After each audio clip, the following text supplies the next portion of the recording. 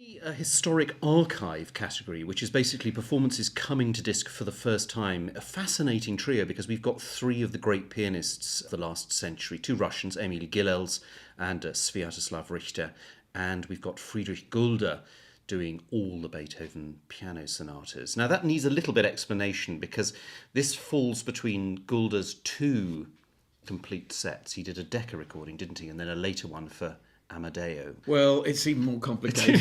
You're simplifying it. Some of these predate the early Decca recordings. The Decca cycle that came out in the original Masters series, to complicate matters even further, there were earlier recordings than some of those, because they chose stereo options where they could have chosen mono options, and Pearl have brought a couple. We're really running down Anorak Alley with this, but anyway, it's quite complicated. But what isn't complicated is the quality of the playing in this Orfeo. So I was blown away by this set of performances.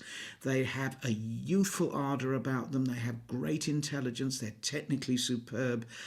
You feel that he's hungry for the music when he plays it, that he can't wait to get to the next sonata. It's a real journey and he takes you with him. The Waldstein Sonata, for example, the first movement of that goes off like a rocket and he controls it just about at a very, very fast tempo. The Hammer Clavier, the Diabelli variations from a bit later, it's not strictly part of the cycle. Wonderful playing, really perceptive. I'll tell you what it's got. It's got that sort of idealism you feel about Beethoven when you're very young, almost as if it's a religion. His music is a religion. That's how you feel about. And that's almost one of the kind of ironies that everybody sort of feels people should wait until they're kind of older and mature, and actually you miss so much. Well, wisdom does not come with age at all. That's a lot of rubbish. Just tiredness comes with age, and it seems like wisdom.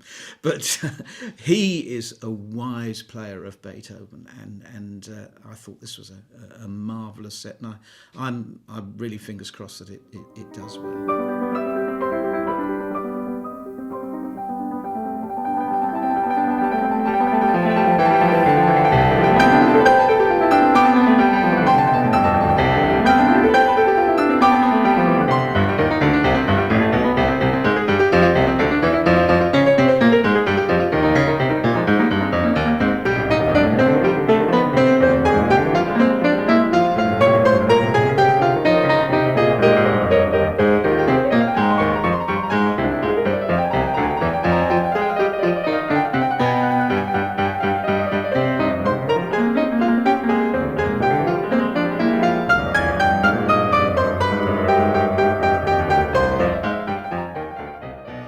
The Waldstein pops up on the BBC Legends disc of Emil Gilels alongside the Weber second piano sonata and various other short pieces.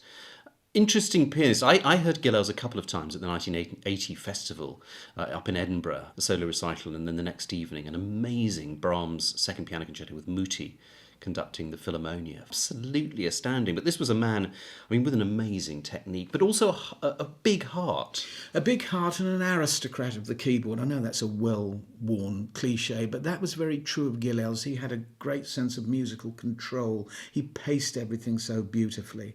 And it was a superior musical mind. It's very different to Gulda, who you feel, as I say, you're following him on a trail of discovery. You don't quite feel that about the Gilels CD, but you're hearing some wonderful playing, and I wouldn't want to be without that either. Now, juxtaposing Gilels and Richter is fascinating, because, of course, Richter, they were pretty well contemporaries. They knew each other. Richter's disc, also another bit BBC Legends, has the Schubert C minor sonata, that's D958, and also Prokofiev 7, as well as shorter pieces by Bartók and Szymanowski. A much cooler customer, Richter. Yeah, mind you, 958, the finale really goes for broke in that. A much harder sound and much firmer contours. I would say that there's an element of the Rubinstein about Gilels, whereas there's almost an element about the Glenn Gould about Richter. Some people find Richter's playing just daunting and, Well, it's and daunting almost sort and of can be very off-putting. off-putting, but in a very challenging way. And the mere fact that he will go for extreme tempi, he can be incredibly aggressive and brutal and ethereal to the point of almost disappearing on other occasions. And there's always the adventure of listening to Richter, because you never quite know how things are going to turn out. But one thing's for sure, whatever he does it with total consistency and total conviction. Yes, there's no sense that he's doing it for effect. is Never, there? ever with Richter. Now, which is something you might possibly not be able to say about our next pianist, who crops up in the historic reissue category with this incredible breeze block of a set, 70 CDs, the complete jacket collection from Vladimir Horowitz. I mean, an extraordinary pianist. Well, I mean, except they've had to invent some jackets for some of the Well, later quite. discs, because some of the things in there are brand new. There's a performance of the military polonaise of Chopin that it's unbelievable. I've never heard a performance that is so bold and brave and brilliant. It was done live at Carnegie Hall.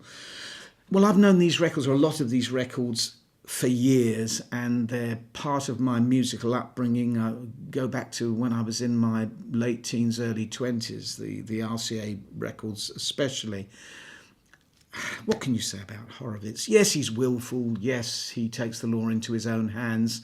His musical reasons for doing things are sometimes a bit questionable, but my goodness, that man could play the piano, and he made such wonderful, seductive sounds. I always think it's fascinating, particularly on the live recitals, to listen to when he gets to the encores, because you kind of feel, well, the business of the day is out, and you're just hearing Horowitz at his kind of impish best. So I was playing last night his famous 1965 Return. The encores in that are just, this little piece by Moskovsky is just sort of magical. But the thing is that everything is jewellery and everything is in the detail with Horowitz. You can listen again and again and again, and it's like watching a shower against a rainbow. Every time you watch it, if you film it, you'd see something different, some different colour, you'll hear some different inflection. And I think more than most pianists, Horowitz's records repay repeated listening, because you stand to learn so much from them,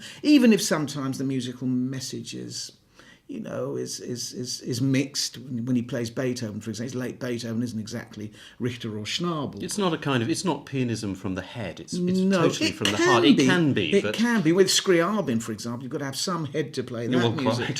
quite. But in the sort of and also pieces like the Ricordanza Variations by Czerny, which I think was his own favourite record, actually.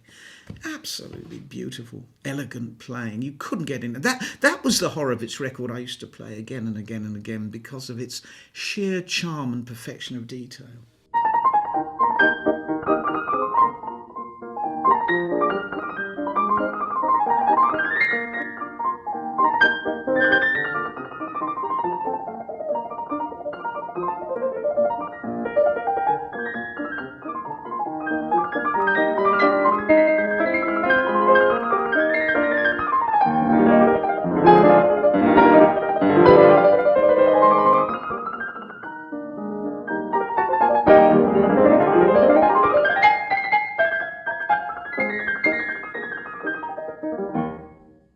And then another towering musician of the last century, a man almost as famous for his political stance and his sort of humanity, I suppose.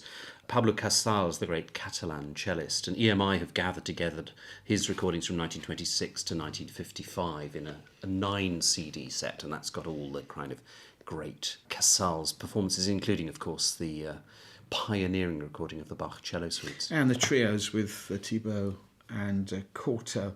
Well, Casals is at the total opposite end of the spectrum, if you like, from Horowitz. It's just totally different. Casals was an introspective player, a reflective player, bold, but in a very, very different way. This has got, I think, the Brahms. It's got the Brahms double concerto, which he plays magnificently. Beethoven cello sonatas, but the Brahms second cello sonata, which I've always thought of as the eroica of cello sonatas. Yes. He launches into that like nobody else since, I think.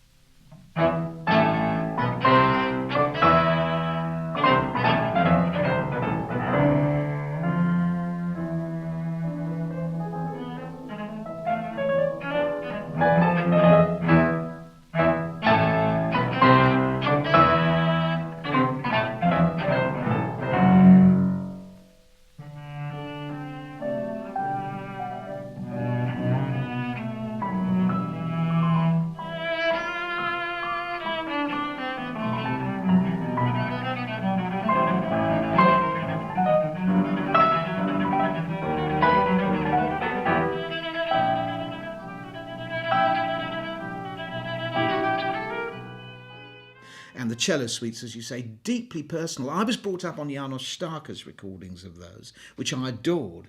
And I heard Casals, and they were the weirdest things I'd ever heard in my life because they were so free. And yet once I got into them and studied what he was doing and these little freedoms and expressive nuances, I found them addictive, and I still find them addictive. And EMI's transfers are very good.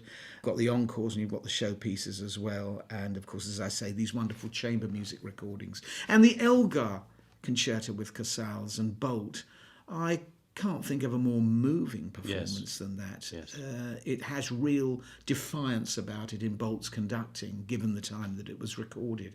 And he is so sort of ruminative and reflective and inward, Casals. He brings out the soul of the music, and if ever a concerto needed to have its soul illuminated, it's the Elgar Cello Concerto.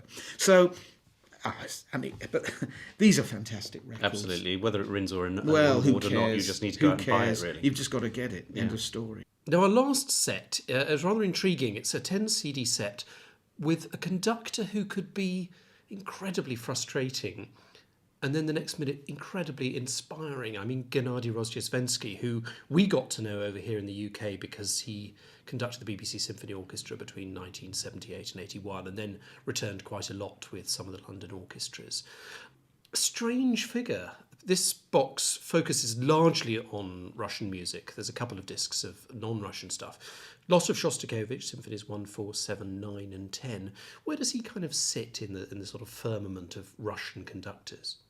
Well, he was an incredibly dynamic conductor. He could also be very easygoing, very... Well, there are all sorts of stories out there of him not even bothering to rehearse. Well, I mean, you look at him conduct sometimes, and he actually doesn't conduct. You know, he just stops conducting. That's obviously a bit of a trick, but he's very much in control. And if you've ever seen a wonderful DVD there is of him called The Red Baton, you realise what a dedicated and serious musician he is. But actually, it's not. You don't even have to do that. All you have to do is listen to a lot of the recordings on this set. For me, the Shostakovich symphonies are more spontaneous and often far more exciting than the commercial recordings that he made, sometimes a few years apart from these particular broadcasts. Now, the Ninth, in particular, has a sort of fierceness about it that, in a way, makes it into the kind of monumental Ninth the Russians were expecting but didn't get. There's a defiance about the first movement, which for me is absolutely remarkable. I don't think I've ever heard that music sound so angry.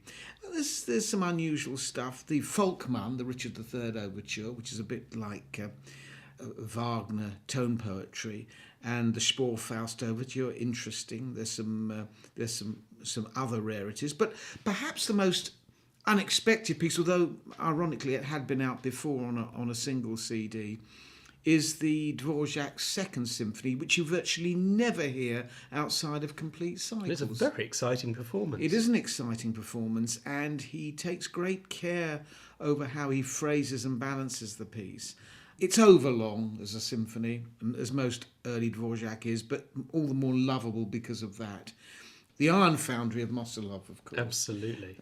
That's great to have that as a sort of an encore, but an interesting collection. Well, let's hear the end of the Dvorak Second.